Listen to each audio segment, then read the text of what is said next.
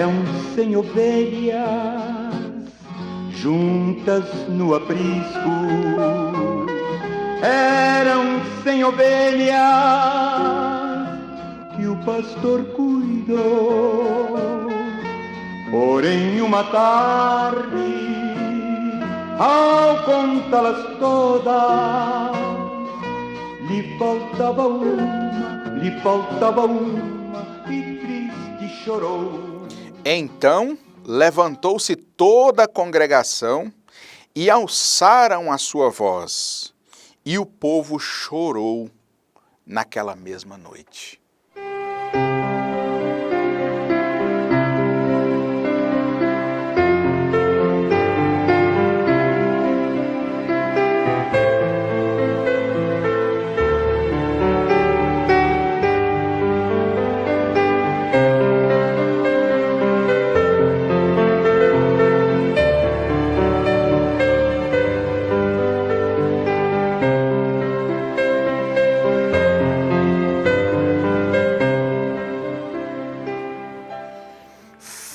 Felicidade é ter Jesus em nossas vidas. E é por isso que eu estou feliz nesta manhã, porque tenho Jesus comigo. E assim também é com você. Esse é o meu bom dia.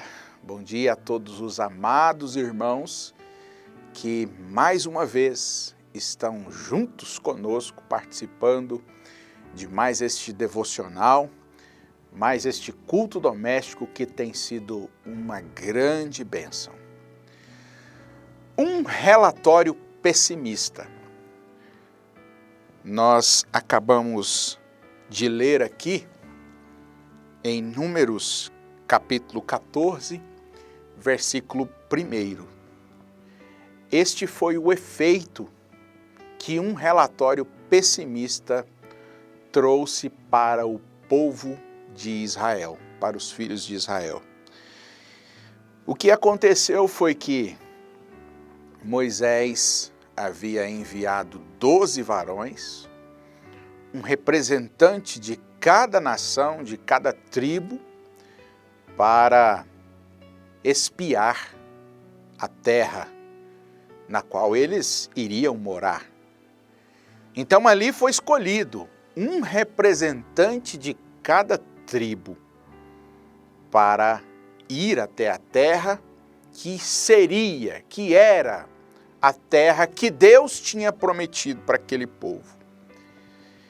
E a Bíblia nos diz aqui nos versículos anteriores que eles ficaram 40 dias espiando aquela terra. Quem sabe como pessoas disfarçadas ali dentro, observando os passos, observando cada detalhe daquela terra na qual eles iriam possuir por promessa. Vamos lembrar que havia uma promessa para possuir aquela terra. Tendo eles uma promessa de Deus para possuir aquela terra, seria muito lógico que eles voltassem e apresentassem um relatório, independente do que eles encontrassem, que eles apresentassem um relatório, mas que tivesse otimismo nesse relatório. Porque afinal, Deus estava conduzindo aquele povo. Afinal, aquele povo já tinha visto grandes maravilhas que Deus já havia feito através deles. Mar se abrindo, coluna de fogo, nuvem, maná caindo do céu, água jorrando da rocha, tantas e tantas coisas que haviam acontecido. E aquele povo sabia que Deus era mais do que capaz para colocar eles em qualquer lugar que fosse na face da terra. E havia uma promessa para aquela terra. Então, nós percebemos que o efeito foi o contrário. Quando chegaram aqueles 12 espias, a Bíblia diz aqui no capítulo 13, versículo 25, que depois que voltaram de espiar a terra ao fim de 40 dias, e caminharam e vieram a Moisés e Arão e toda a congregação dos filhos de Israel no deserto de Parã. Então foi colocado ali, né? Foram colocados ali diante de Moisés, Arão e diante de toda a congregação. Mas que expectativa! Imaginemos a expectativa que eles estavam de receber o relatório. Já há muitos anos caminhando no deserto quente. Mas percebam que o relatório não foi nada bom, apresentado por 10 homens. Daqueles 12, 10 pôde trazer um relatório pessimista para aquele povo. Meu Deus, como já dissemos, eles tinham tantas coisas que eles já tinham visto acontecendo através de Deus. Falhou em crer. Estavam vivendo momentos carnais, estavam trazendo um relatório carnal do que eles viram com os seus olhos, deixando o espiritual de lado, deixando Deus de lado, deixando o poder de Deus, deixando o que Deus podia fazer de lado para trazer um relatório pessimista. E eles trouxeram e falaram que eles não eram capazes. Disseram, fomos à terra que nos enviaste e verdadeiramente mana leite e mel. E este é o fruto, trouxeram evidência da terra, este é o fruto. Mas começaram a murmurar e reclamar que não iriam dar conta, que eles eram como gafanhotos perante aquele povo, que aquele povo era grande, descendentes de gigantes, haviam gigantes ali, e que eles jamais conseguiriam entrar naquela terra. Agora, irmãos, percebemos que desde o princípio, nós estamos aqui em Números, desde o princípio, a grande maioria das pessoas são pessimistas. Aqui havia 12 representantes e 10 deles puderam se posicionar com este relatório pessimista. Apenas 2. Apenas Josué e Caleb que pôde se levantar. Então Caleb fez calar o povo perante Moisés e disse: subamos animosamente e possuamo-las em herança, porque certamente prevaleceremos contra ela. Porém, os homens que com ele subiram disseram: não poderemos subir contra aquele povo, porque é mais forte do que nós. Meu Deus. O certo é, irmãos, que nós percebemos que o pessimismo, ele tende a chamar muito mais a atenção das pessoas do que o otimismo.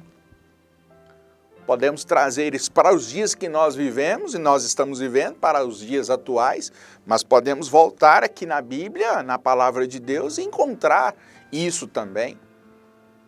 O pessimismo tende a chamar muito mais a atenção das pessoas do que o otimismo. Será que se tivéssemos, pensemos assim, será que se tivéssemos um jornal a nível nacional, que trouxesse apenas informações otimistas, trouxesse apenas boas informações, será que nós imaginemos que este jornal teria grande repercussão no país? Mas é necessário que tenha notícias ruins, é necessário que se apresente acidentes, é necessário que se apresente o relatório de fracasso do governo. É necessário que se apresente novas enfermidades para assustar as pessoas. Irmãos, isso é fato. O pessimismo tende a chamar muito mais a atenção das pessoas do que o otimismo. E quando pensemos na política, Não temos que entrar em política aqui no nosso programa, no nosso culto doméstico, mas avaliemos, vivemos isso. Os políticos já entenderam que eles conseguem crescer muito mais nas pesquisas quando se posicionam a falar mal de seus adversários do que quando se apresentam propostas. Eles já entenderam isso. Ou seja, o pessimismo chamando a atenção das pessoas. Agora, o estado de pessimismo faz com que as pessoas percam grandes oportunidades. Isso também é fato. O pessimismo faz as pessoas perderem grandes oportunidades em suas vidas. Olha o que aconteceu aqui depois de ouvirem um relatório pessimista. Eles perderam a oportunidade de possuir aquela terra naquele momento e protelaram aquele momento. Tiveram que adiar, tiveram que viver mais tempo no deserto, mais tempo no calor, mais tempo no sofrimento. O povo israelita perdeu uma grande oportunidade. O pessimismo traz desespero nas pessoas, traz choro. Então levantou-se toda a congregação depois de ouvir um relatório pessimista, levantou-se toda a congregação e alçaram a sua voz. E o povo chorou muito naquela noite. Meu Deus, que desespero! O fato é que o desespero tem tomado conta das pessoas. O desespero tem tomado conta por causa do pessimismo. Tem colocado o pessimismo em primeiro lugar. Agora, o povo israelita perdeu uma oportunidade, o povo israelita entrou em desespero. E vamos trazer isso para nós. Se nós tão somente nos mantermos na zona do pessimismo, recentemente falamos que o cristão não pode viver na zona de conforto. Zona é um lugar, né? Um lugar de conforto, um estado de conforto. Pensemos, se tão somente ficarmos na zona do pessimismo, irmãos, nós estaremos colocando em dúvida a cura divina, estaremos colocando em dúvida as bênçãos, seja lá o que formos que temos que receber de Deus, nós colocaremos em dúvida e correremos o risco de perder as grandes bênçãos. Uma boa porta de emprego que Deus pode ter preparado para nós, mas estamos na zona do pessimismo. Eu não sou capaz, isso não é para mim, isso é muito para mim. O cristão não pensa dessa forma. E sobre o arrebatamento, como pode uma pessoa pensar, uma pessoa pessimista ou um otimista, pensar do arrebatamento? Você já pensou nisso? Como é que o pessimista ou o otimista se posiciona nesse assunto? Como se porta? Vamos lembrar da história do escravo? Aquele escravo que o profeta de Deus nos conta, irmão Branham, aquele escravo que havia saído de sua terra, havia saído de seu meio e tinha sido vendido como escravo. E aquela pessoa que havia comprado seu escravo, aquele homem, ele gostava muito daquele homem porque ele era uma pessoa diferente. Ele andava de peito estufado. E um certo dia, um comprador de escravos foi até aquele homem para comprar alguns de seus escravos. E ele disse: eu quero aquele. Pôde apontar para ele porque viu que ele era diferente. Eu quero este. Mas aquele homem disse: não, este não está à venda. Como não está à venda? Não, esse eu não vendo. Ele disse: por que você não vende? Porque ele é diferente. Então, por que ele é diferente? Você dá uma comida diferente para ele? Ele disse: não, ele come como os demais. Não, então você fez dele o chefe dos demais. Não, ele é como os demais. Não, você dá algum privilégio para ele. Ele disse: não, ele é igualmente os demais. Ele tem os mesmos deveres dos demais. Aí ele disse: mas o que faz esse homem ser desta forma? E aquele dono daquele escravo pôde dizer: eu pude descobrir o que é que faz ser diferente. Então, o que é? Me conte. Em outras palavras, ele disse assim, o fato é que eu descobri que lá na terra de onde ele vem, o pai dele é o rei da tribo. E mesmo estando em terra distante, mesmo sendo um escravo, ele se porta como filho do rei. Ah, irmãos, aquele homem escravo, ele tinha tudo para estar na zona do pessimismo. Ele tinha tudo, ele tinha todas as razões para estar triste, para estar magoado, para estar chateado. Mas ele andava, mesmo como escravo, ele andava de peito estufado, porque o pai dele era rei de uma tribo. E ele sabia dentro de si que mesmo que demorasse, um dia ele poderia se encontrar com o pai novamente e viver o que ele viveu anteriormente. Mensagem é a segunda vinda de Cristo, para nós concluirmos aqui esta maravilhosa meditação. Parágrafo 13, profeta de Deus diz assim, é uma questão importante. São os meus pensamentos mais sinceros. Nós estamos vivendo a sombra de sua segunda vinda. Eu tenho que parar um pouquinho. Há motivo? Estamos vivendo a sombra da segunda vinda de Cristo. Há motivos para vivermos na zona do pessimismo? Há motivos para desespero, como o povo aqui se desesperou? O profeta disse, pelo meu ponto de vista, à luz das Escrituras, não há nenhuma esperança sequer que reste para a igreja, fora da segunda vinda do Senhor. O mundo, como está o mundo? Como ficou os filhos de Israel? Como ficou o povo de Israel depois de receber um relatório pessimista? Vamos ver, o mundo em sua condição louca, atacado por pânico, tem chegado a ser completamente fora do controle de casa, organização feita pelo homem no mundo. Reis não podem segurar seus sujeitos mais, nem ditadores podem, nem democracias podem segurar seus sujeitos mais. Não resta nenhuma esperança a não ser a segunda vinda do Senhor Jesus. Isso nos alegra, isso nos anima, isso nos tira da zona do pessimismo e te coloca na zona do otimismo nesta manhã, para você ser um vencedor. Agora, para o descrente pecador, esse é um dos tempos mais horríveis que ele jamais tem testemunhado, porque é o tempo da condenação. O tempo da condenação está às portas. Porém, para o crente, porém para você que nos assiste, que nos ouve nesta manhã, é o tempo mais abençoado, pois a redenção se aproxima.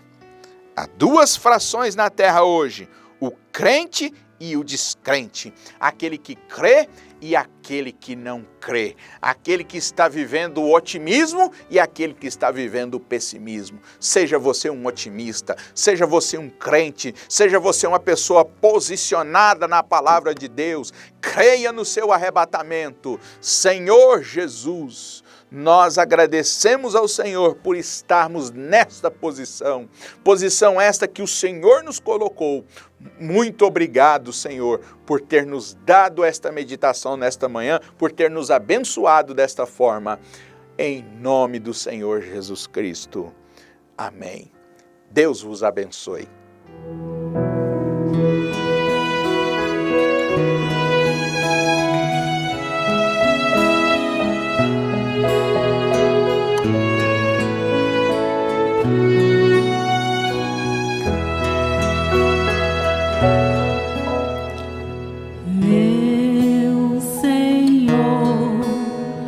Seguro em ti, eis-me aqui.